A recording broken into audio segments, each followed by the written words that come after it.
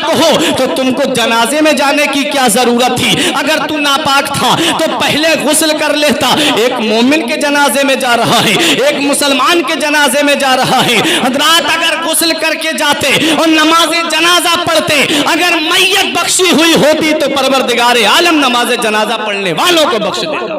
बेशक, सुभान अल्लाह, सुभान अल्लाह। दूर खड़े हो मैयत, इधर नमाज जनाजा हो रही। नबी ने फरमाया जिसके नमाज जनाजा में 3 सफ़े हो जाएं, 7 लोग भी हो जाएं तो अल्लाह ताला उसे बख्श देता है। जी बेशक। या जिसके जनाजे में 40, ये भी जामिउल अहादीस में है, 40 लोग जिसके जनाजे की नमाज में शामिल हो जाएं उसे अल्लाह बख्श देता है। जी बेशक। एक में आया कि 100 लोग जिसके जनाजे की नमाज में शामिल हो जाएं अल्लाह ताला उसको बख्श देता है। बेशक। तो हमारी बस्ती का अगर कोई अजीज चला जाए, कोई प्यारा चला जाए, तो हमको नमाज जनाजा में ज्यादा से ज्यादा शामिल होना चाहिए जी, कि अगर वो बख्शा हुआ होगा तो अल्लाह हमें बख्श देगा, और अगर वो गुनाहगार है तो जो नेक होगा अल्लाह ताला उसके सदक़े में उस मैयत को बख्श देगा। जी बेशक, हक है। फायदा होता है।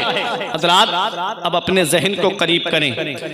मौत मोमिन के लिए तोहफा है, और नबी करीम सल्लल्लाहु अलैहि वसल्लम का फरमान है कि मोमिन के बदन से रूह ऐसे निकाल ली जाती है जैसे गुंदे हुए आटे से बाल खींच लिया जाता है। जी बेशक। आप मेरी बात समझ रहे हैं? ईसाले सवाब के ताल्लुक से महफिल है, इसलिए मैं ये मौजू बयान कर रहा हूँ। नबी ने फरमाया मोमिन के बदन से रूह ऐसे निकाल ली जाती है जैसे गुंदे हुए आटे से बाल खींच लिया जाता है।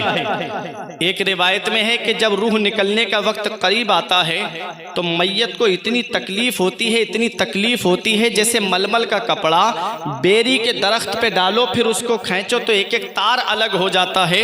ऐसे ही इंतकाल जिसका होने वाला होता है उसके जिस्म का एक एक उज़्व दुखने लगता है। जी बेशक। कितनी तकलीफ होती है।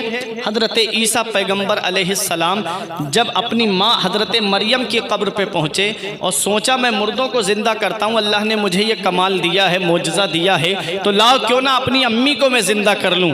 जब हजरत ईसा अलैहिस्सलाम जब अपनी माँ की कब्र पे पहुँचे तो हजरत ईसा ने कहा अम्मी मैं आपको जिंदा करना चाहता हूँ। हजरत मरियम ने कहा बेटा तू मुझे जिंदा करेगा? कहा हाँ अम्मी। कहा फिर मुझे मौत आएगी? कहा हाँ अम्मी मौत तो आनी है, कुल्लु नफ्सिन ज़ायक़तुल मौत जो अल्लाह ने कुरान में फरमाया है उसके एतबार से जो इंजील में आया है कि मौत से कोई इंसान बच नहीं सकता, मौत हर इंसान को आनी है, हर नफ्स को मौत का मज़ा चखना है। ईसा पैगंबर ने कहा अम्मी जिसे रूह दे के भेजा गया है उसको तो मौत का मज़ा चखना है। तब हजरत मरियम ने कहा बेटा एक बार जो मौत मेरे ऊपर आई है बेटा उसका मज़ा मैं अब तक चख रही हूँ, अब तक मेरे जिस्म में तकलीफ है मेरे लाल, अब मेरे अंदर इतनी हिम्मत नहीं कि मैं दोबारा मौत का मज़ा चख पाऊँ, इसलिए मेरे लाल मुझे जिंदा मत करना। हजरात सोचो मौत के वक्त कितनी तकलीफ होती है, मौत के वक्त कितनी।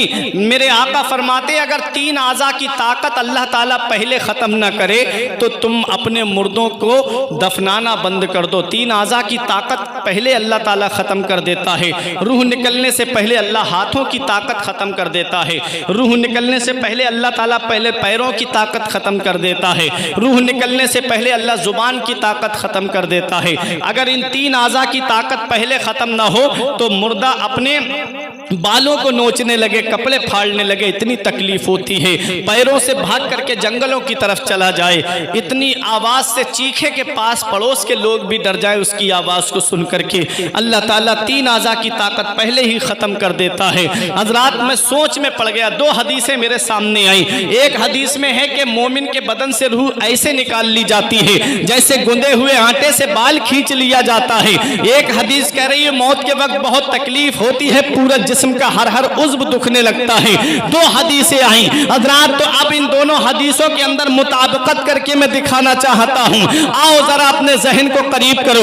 अपने वक्त के बहुत बड़े इमाम हैं जिनका नाम हजरत इस्माइल हक्की रहमतुल्लाह अलैह है, जिन्होंने कुरान करीम की तफसीर रूहुल बयान लिखी है। तफसीर रूहुल बयान के अंदर लिखा है कि तफसीर रूहुल बयान के अंदर अल्लामा इस्माइल हक्की ने एक मकाम पे ये लिखा है, कहते हैं कि मैंने सोचा کہ مومن کے بدن سے روح ایسے نکال لی جاتی ہے جیسے گندے ہوئے آٹے سے بال کھینچ لیا جاتا ہے۔ لاؤ اس کا مطلب میں قرآن میں دیکھتا ہوں، حضرات بظاہر پورے قرآن کو پڑھا لیکن ان کو کہیں پر نہیں ملتا ہے، تو شام کو جب سوئے تو نصیبہ جاگ گیا، قسمت جاگ گئی، اور خواب میں مدینے والے مصطفیٰ کی زیارت ہوتی ہے، نبی تشریف لاتے ہیں، ارشاد فرماتے ہیں اسماعیل کیا بات ہے؟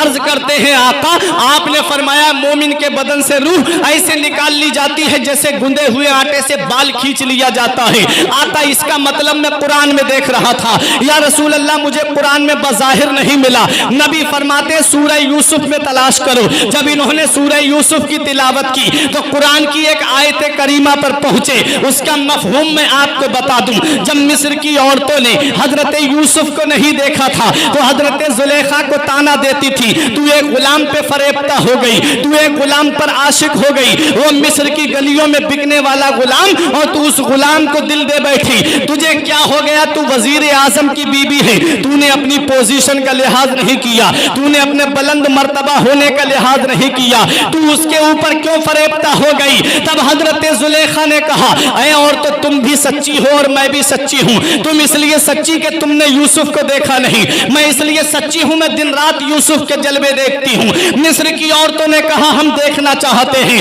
جب حضرت یوسف علیہ السلام کو مصر کی عورتوں کے سامنے پیش کیا گیا اور ان کو ایک چھری اور ایک پھل دیا گیا، کہا جب یوسف کا حسن بے نقاب ہو تب اس چھری سے اس پھل کو کاٹنا۔ مصر کی عورتوں نے جب یوسف علیہ السلام کے حسن کو دیکھا تو چھری سے جب پھل کو کاٹا۔ اللہ کا قرآن کہتا ہے، اللہ نے قرآن میں پورا واقعہ بیان کیا ہے، سورہ یوسف کو پڑھ کر کے دیکھو۔ جب مصر کی عورتوں نے دیکھا فلما رأینہ اکبرنہ وقطعن ایدیہن وقلن حاشا للہ ما ھذا بشر ان ھذا الا ملک کریم۔ اللہ قرآن میں فرماتا ہے جب مصر کی عورتوں نے یوسف علیہ السلام کو دیکھا تو اپنی انگلیاں کاٹ لی، اور انہیں احساس نہیں ہوا، انہیں تکلیف نہیں ہوئی، انہیں درد نہیں ہوا۔